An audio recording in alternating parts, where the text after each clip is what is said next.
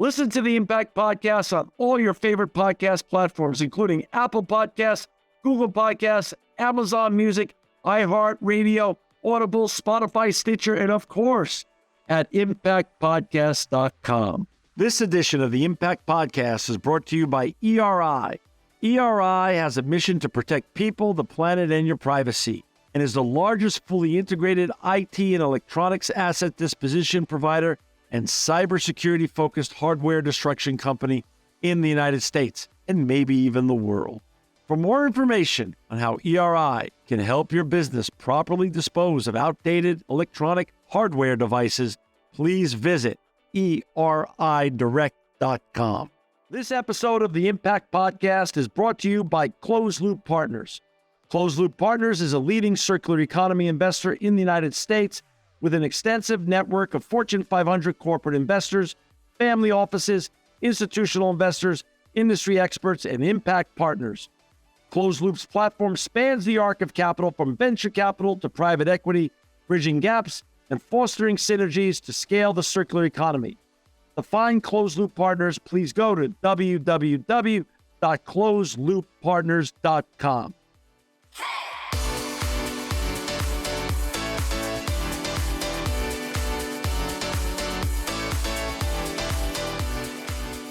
Welcome to another edition of the Impact Podcast. I'm John Shigarian, and we're so honored to have with us today Dee Yang. She's a partner at McKinsey & Company. She co-leads the Nature Capital and Nature Division of McKinsey. Welcome to the Impact Podcast, Dee. Oh, John, thank you for the warm welcome, and thank you for having me. Listen, it's always great to have another NYU alum on the show with me. So it's, us NYUers have to stick together. Oh, indeed. Anyway, your colleague Mark Patel was on recently, and he did such a wonderful job talking about all the great things you're doing at McKinsey in this space. And I'm so honored to have you on today to continue that discussion. But before we get talking about what you're doing in Nature Capital and Nature and all the lead that you're doing in sustainability as well, can you talk a little bit about the Dee Yang background story? Where did you grow up and how did you even get on this path or journey? Yeah, and it's actually quite funny. I think speaking at one of my clients' events at Climate Week last year, I said, as a kid growing up in New York City, my first exposure to nature wasn't really until my mid-20s that I was like, what is all this outside of the concrete jungle? And I fell so much in love with it that most of the time, if I'm not working, it is somewhere outdoors, in a hammock, in a kayak, on a trail, on a mountain, something that just allows me to get outdoors and be rejuvenated by all of the greatness that the earth has.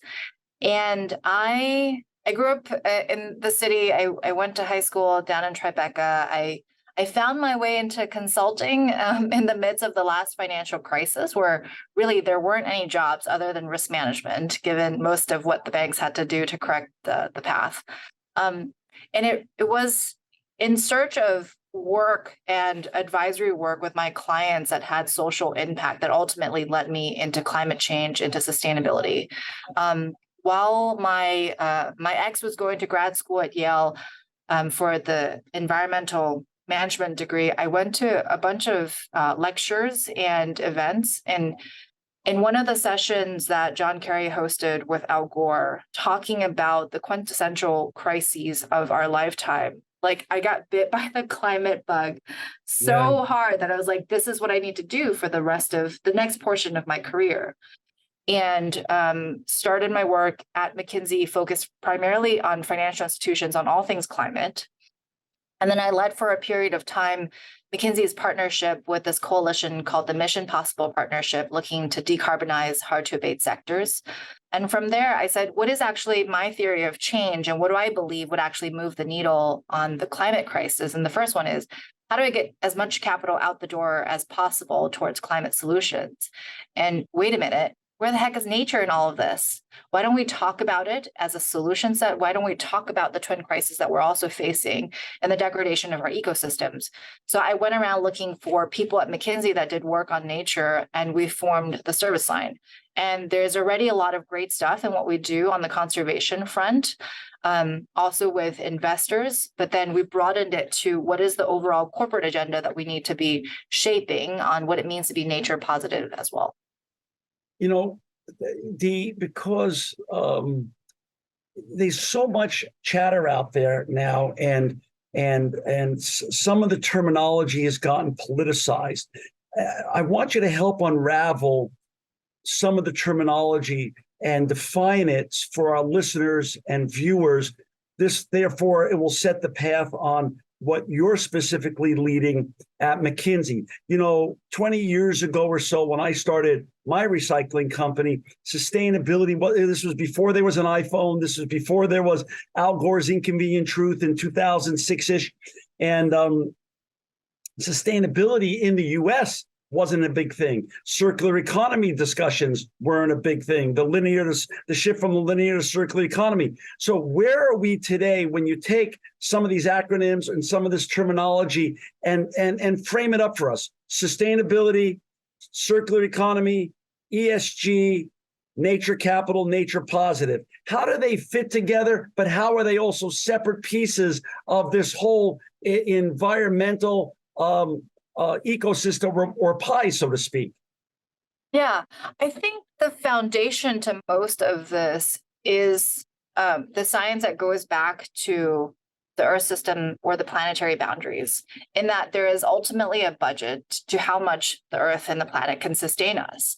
And when we talk about things like net zero, we're looking at the carbon budget and what do we need to do in order to reduce our usage of the carbon budget.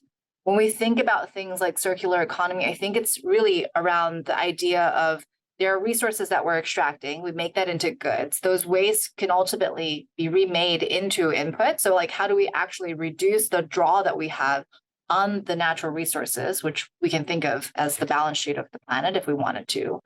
And sustainability, in the kind of early 2020s was really focused on emissions, net zero. But I think with the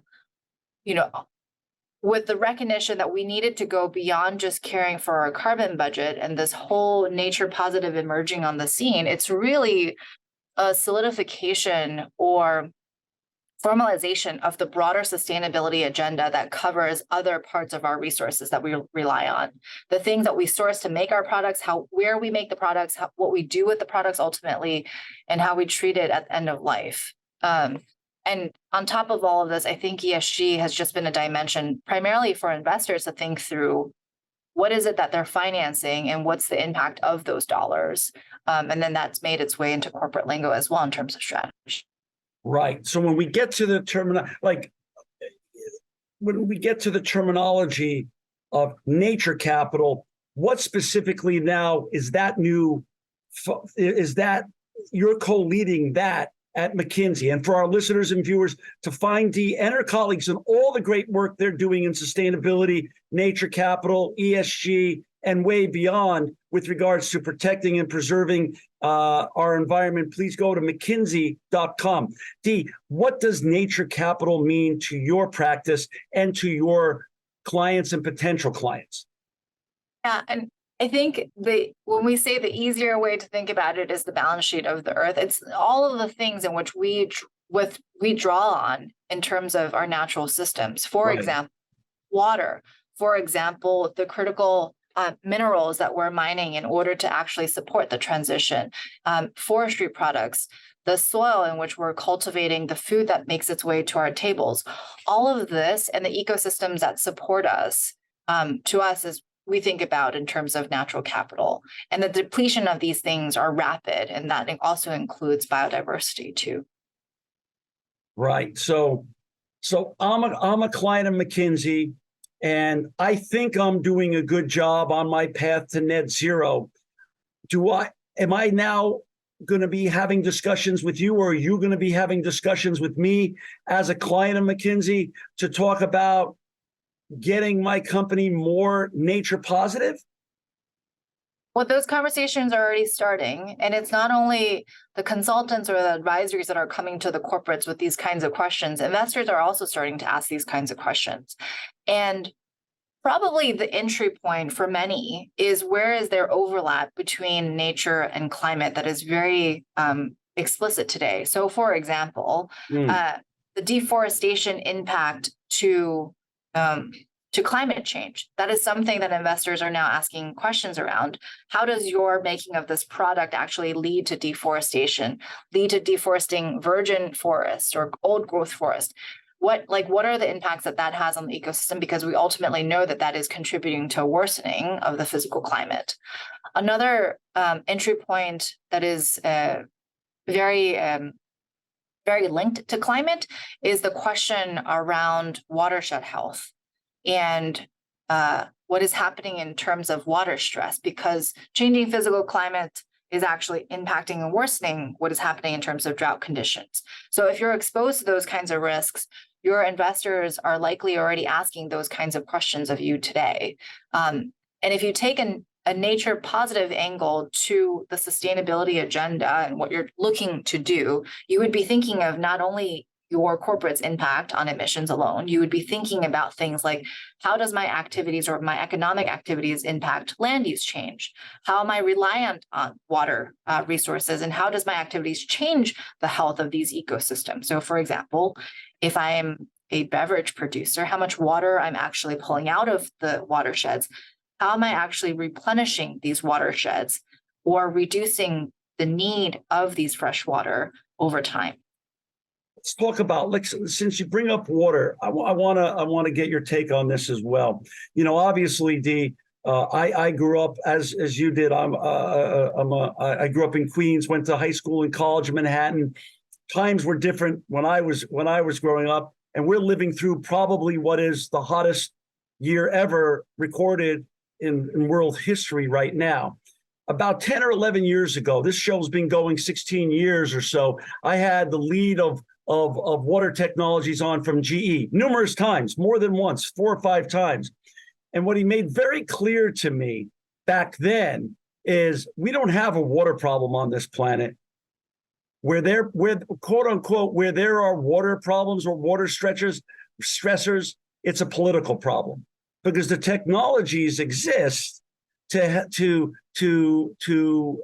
put us in the right position with regards to water. For example, I now live in my headquarters of my company is in Fresno, California, literally the ag belt of the United States now, and one of the most controversial water stress locations in the whole country.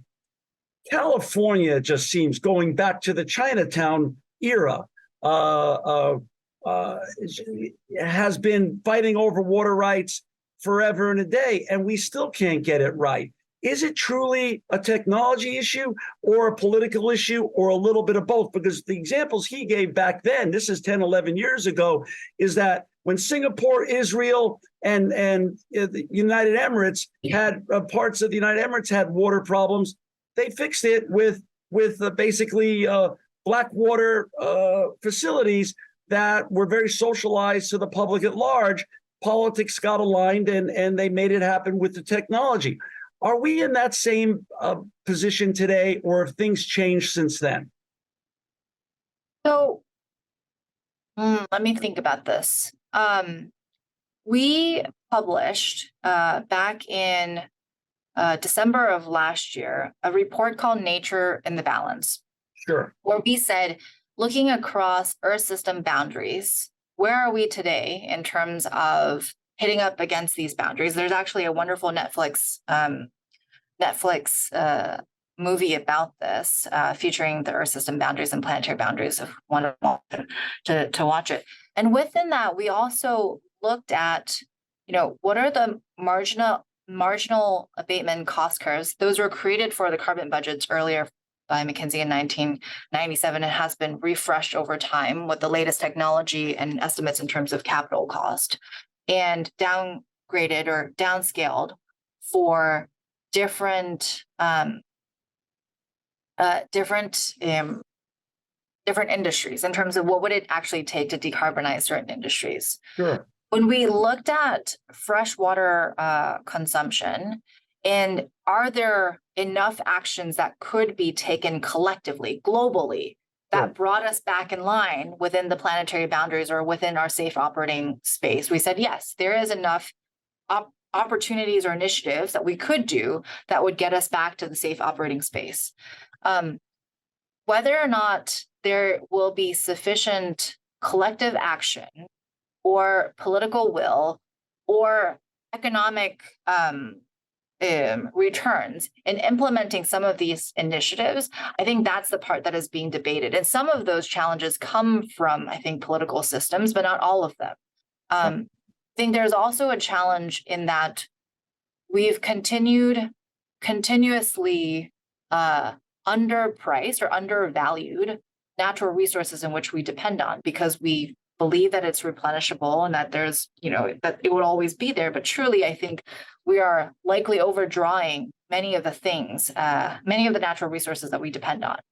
And if you take the kind of interconnection between freshwater consumption, watershed health, and the impact that might have on biodiversity loss, biodiversity is one of those places in which there isn't enough initiatives that we can put in place to bring us back into the safe operating zone because we're already past that.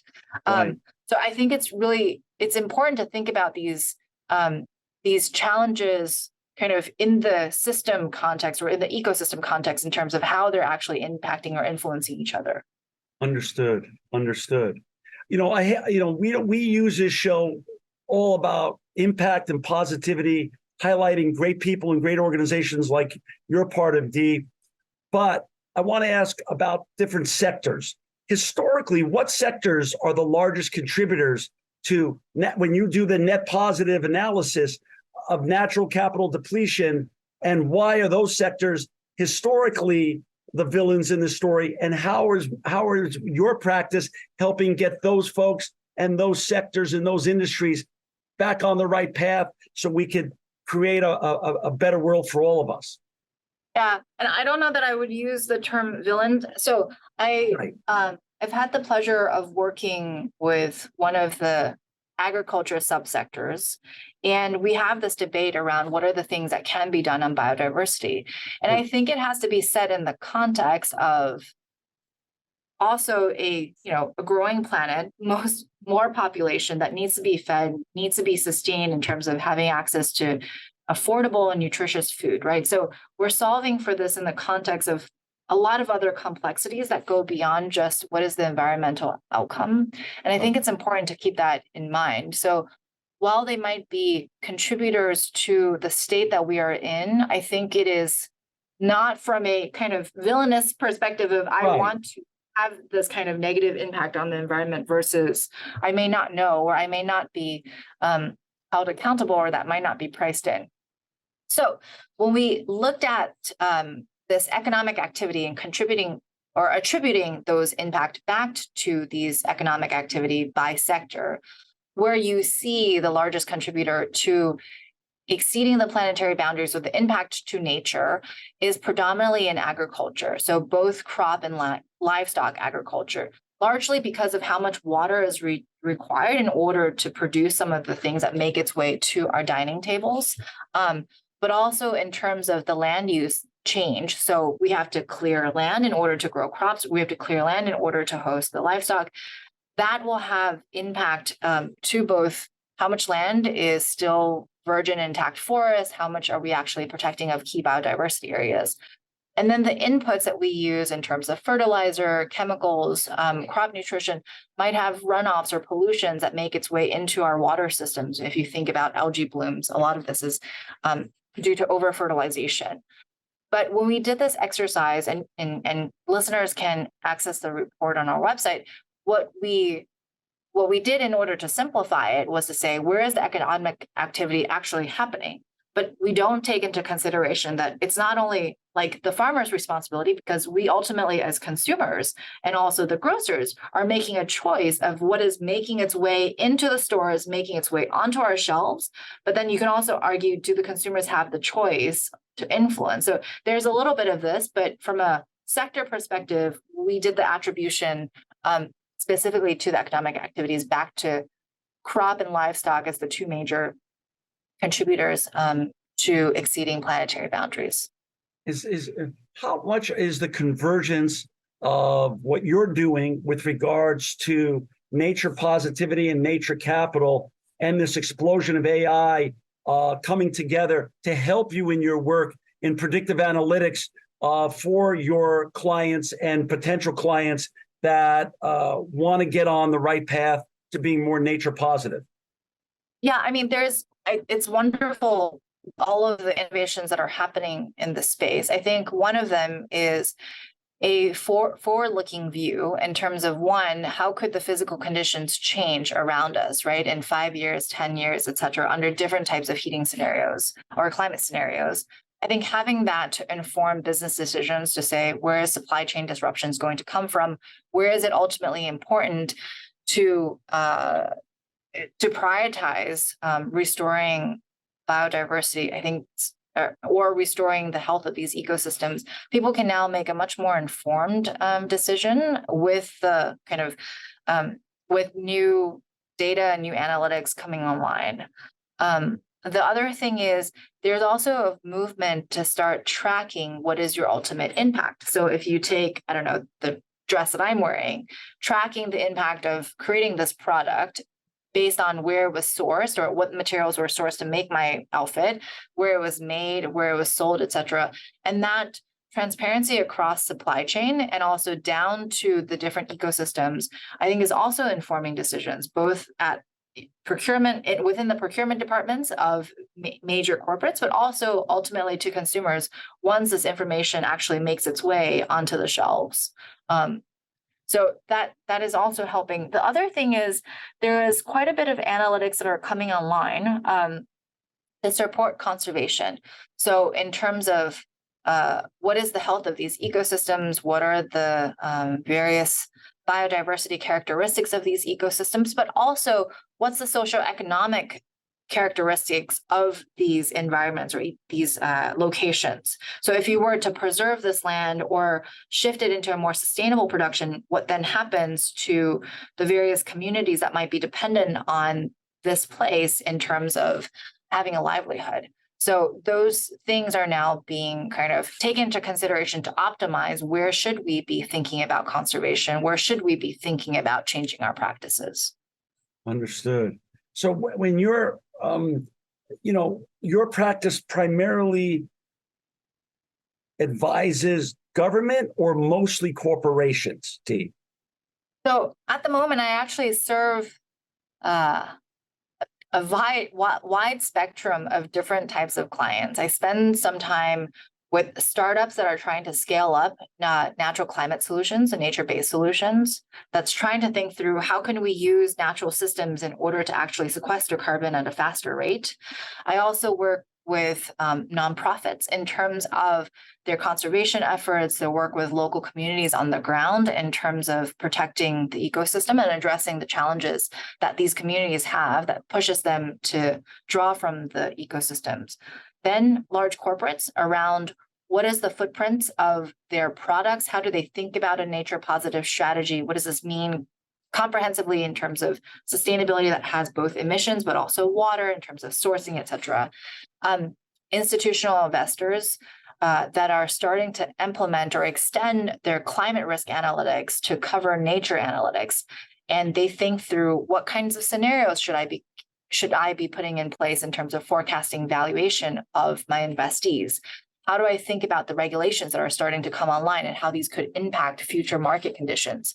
I also serve a number of global banks as they think about the expansion of their climate risk programs to cover nature, as well as investors on starting funds that focus on nature-specific investments and investment themes in terms of where is the actual demand for capital, what's the market size of these, what's the likely growth rate, what are some of the companies that they could invest in. So it's been a very very interesting experience of serving so many different types of players across the entire nature dimension. But it also is a pretty strong signal to me that clients are really ready to engage on the topic, and they're just looking for the how to get started. Yeah, but I think that's fantastic too for you, for personally, because now I see why you take the very holistic approach of all stakeholders have a place here at the table. So it's not just going to be one stakeholder that moves the needle, a corporation or a government or a consumer. We all have to play our part in doing better to make the world a better place together. It's not going to be, there's no silver bullet, you're telling me. You've got a very diverse client base that gets to inform you, gets to hone your skills in a multidimensional way. This way, the more you advise each sector, the better you are advising at the other sectors as well, because you're put in the shoes of each different sector and each different, let's just call the sector stakeholders here. So I think it actually goes to the expertise that you get to lend to each of your clients then. Yeah, and I think a lot of this I've learned across my journey at McKinsey. I just remember, as a younger engagement manager, trying to figure out how to solution the mismatch between, employers looking for employees of a certain skill and not being able to find that in the job marketplace. And sitting at a conference where there was a state governor, the CEO of two large kind of corporates with extensive footprint across the U.S., the lead of a state university and a few nonprofits, talking about what is it that this ecosystem can do when it comes to upscaling people for the right type of jobs. And this also played forward when I was leading McKinsey's relationship with the Mission Possible Partnership. And in the example that I like to talk about a lot, which is not a McKinsey-led effort, but something within the hard to abate sectors, is the shipping industry, where there's something that came online called the Poseidon Principles. And maybe you've talked about this previously on your podcast, but I find it so fascinating that the ship owners and operators and their bankers said, okay, well, what is it that we need to do to decarbonize or accelerate the decarbonization of our sector and create the infrastructure that supports this in terms of the ships that are available to run on green ammonia, the ports that allow this? How do we create the green corridors that says from point A to point B, we're going to make this a green shipping route? And how do we engage with the international regulators on tracking this data and holding us collectively accountable on what does it take to decarbonize? And I think that when it comes to nature and the broader sustainability agenda, that collective action of what is our path forward and how do we collaborate to create more value for the collective is important. Yeah. For our listeners and viewers who just joined us, we've got Dee Yang on with us. She's a partner at McKinsey and Company. She heads up the Nature Capital. She co-leads Nature Capital and Nature at McKinsey. To find Dee and her partners and all the important work they're doing in Nature Capital, sustainability, ESG, and everything else that makes the world a better place, please go to McKinsey.com. Dee, I'm a fresh entrepreneur with a company that's hyper scaling, about to go public. I'm in your office, the door's closed, the phones are off. I say, Dee, I'm overwhelmed. I created this widget that's making the world a better place, a more fun place, and it's making my investors a lot of money.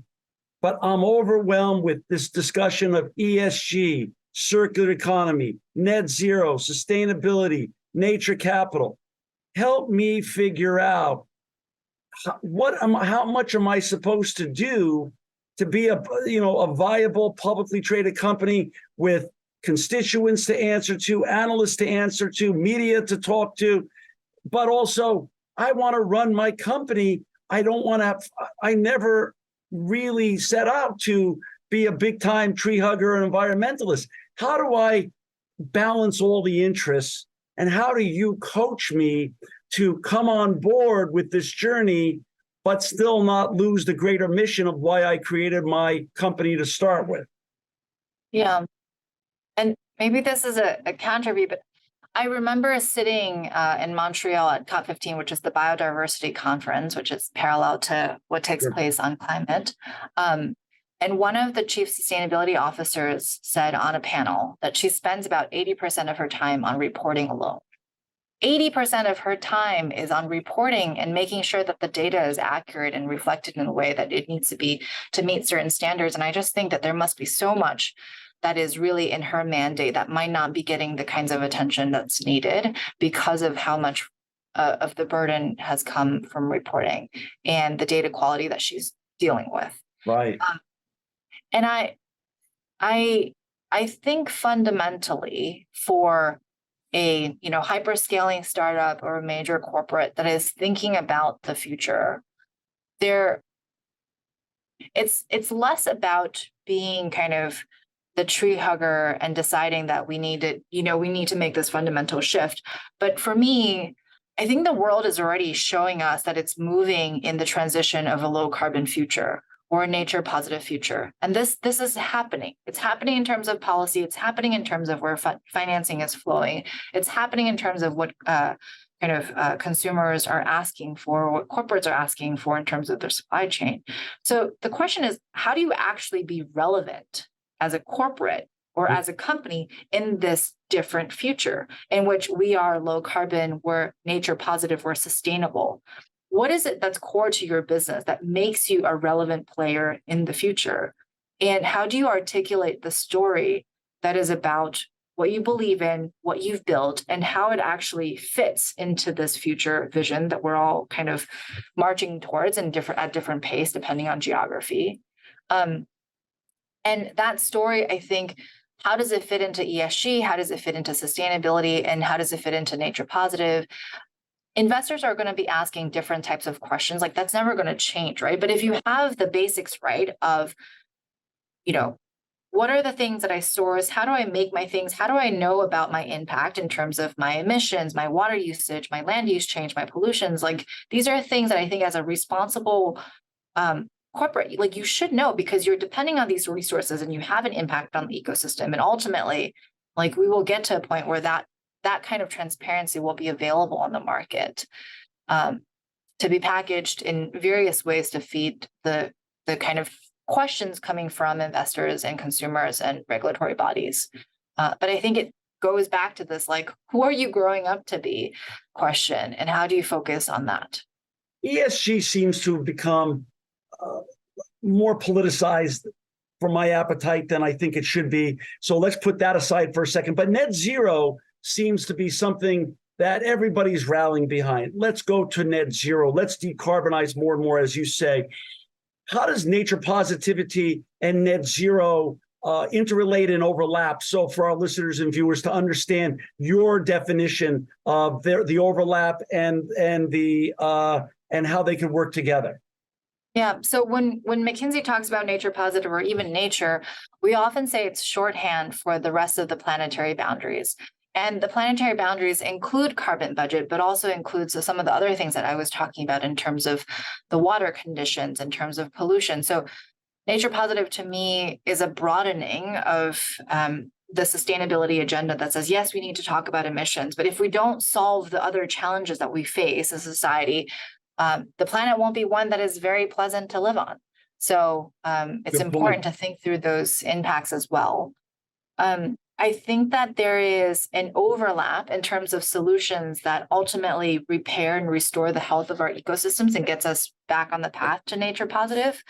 But that overlap is not 100%. So some things you might do because it is good for watershed health, but is not actually, the best thing for carbon sequestration.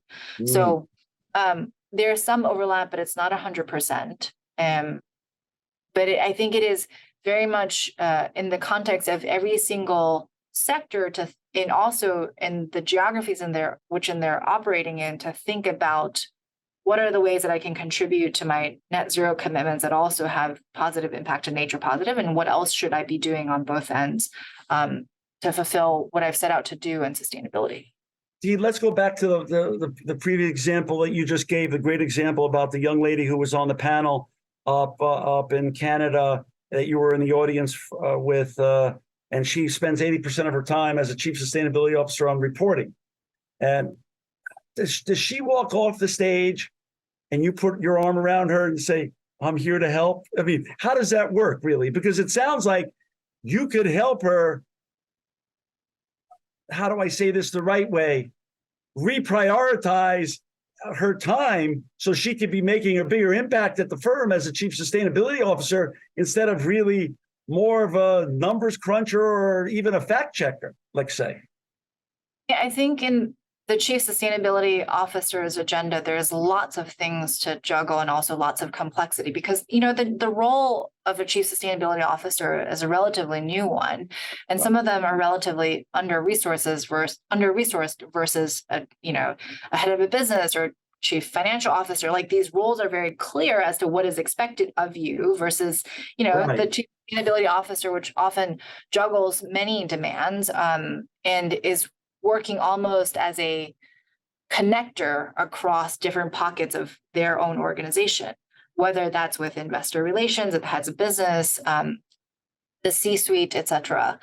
And there is, I think, various ways in which we've supported the chief sustainability officers like team that is around prioritization, but also thinking through what is the infrastructure that you might need or the organization would need to build in order for her to shift her, reporting time from 80 to let's say 20. Because fundamentally that data collection is an infrastructure question. Like what is the data that you need and how do you actually get it from your suppliers? What are the changes that need to be made within procurement? So it's not simply one that says you need to shift your attention elsewhere, but here's what you can build in terms of enabling infrastructure that then allows you to do your job with less, focus only on reporting alone and shifting it to potentially innovating for new products and new services that change up your business offering. Which I'm sure they would enjoy doing a lot better themselves as well. I mean, I'm sure it'd make their job a lot more fun. Go back to what you said earlier. You mentioned what you do. Part of what you do at McKinsey is creating. I don't want to misstate, but is sort of a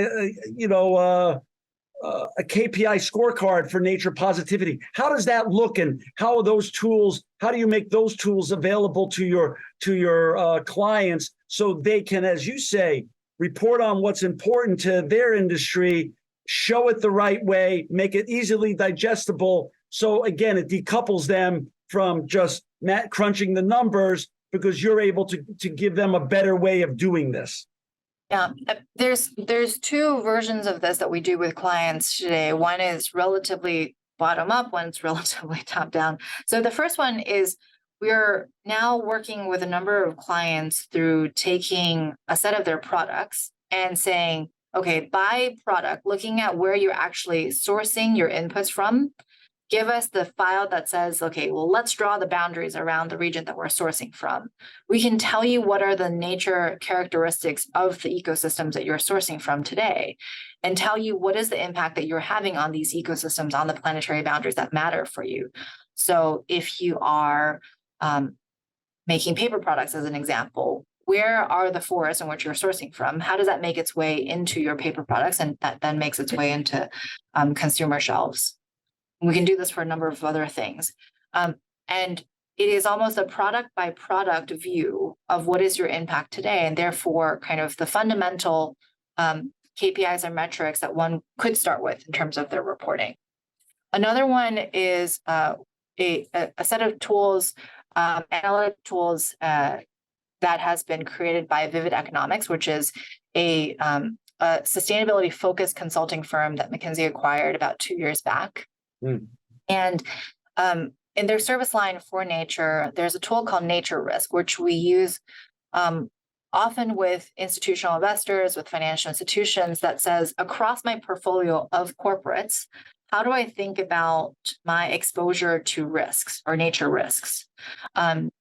Both in terms of what do I depend on from the various natural resources, but also what is the impact that I have on these ecosystems, which could land me in, added financial costs if, for example, deforestation regulations came online in force, if, for example, water price shocks showed up, if, for example, consumer demand shifted. What is the impact on the financial value top down? And we can do that now also for corporates to say, you company A, where do you sit on a spectrum compared to peers within your industry in terms of your ability to adjust and your exposure to these kinds of risks?